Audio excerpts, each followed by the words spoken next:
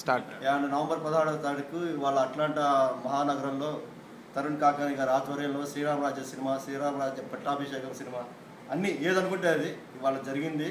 ఈ వారి యొక్క స్పందనని మేము ఇవాళ వాళ్ళ స్పందన తెలుసుకోవడానికి ఇక్కడికి వచ్చాము. తరుణ్ గారు, మీరు ఎలా ఉందండి మీ సినిమా? ఏంటి స్పందన ఏంటి? అసలు మీకు ఎలా అనిపించింది? సినిమా ముందర ఏమి ఉద్దేశం ఏంటి? సినిమా మీ మీ యొక్క ఎక్స్పెక్టేషన్స్కి సరిపోయిందా, సరితూగిందా? కొద్దిగా అసలు వచ్చండి. ధన్యవాదాలండి రామ్ గారు. ముందుగా వచ్చేసిన ప్రేక్షకులందరికీ, అలాగే తెలుగు సినిమా అభిమానులకి అందరికీ కృతజ్ఞతలు. అట్లాంటా నవరంగ్ థియేటర్ తరఫున పనిచేసిన స్టాఫ్కి, అలాగే వర్క్ చేసిన స్నేహితులు అందరికీ పేరు పేరున థ్యాంక్స్ చెప్తున్నాము. అలాగే ఈ సినిమా గురించి, ఇది ఒక అద్భుత దృశ్య కావ్యం అండి. ఈ సినిమా తెర మీద చూడనాళ్ళు నిజంగా పాపం చేసుకున్నట్టేనండి. ఆ ఒక్క విషయం అయితే నేను చెప్పగలను. ఈ సినిమా తెర మీద చూడనాళ్ళు జీవితంలో పాపం చేసుకున్నట్టే, అంత మాత్రం చెప్పగలను.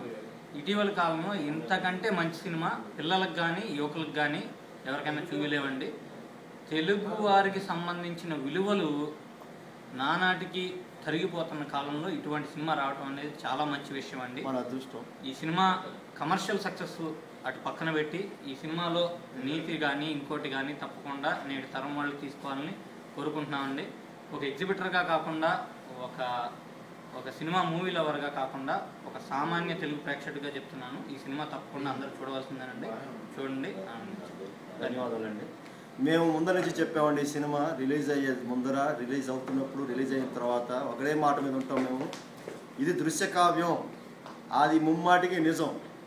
దీనికి ఇంకోటి ప్రేక్షకులందరికీ మేము కోరుకునేది ఏంటంటే, పైరసీని ఎంకరేజ్ చేయకుండా సినిమా థియేటర్కి వెళ్ళి తెర మీద ఆ దృశ్య కావ్యాన్ని అనుభవించండి, ఆనందించండి, ఆస్వాదించండి.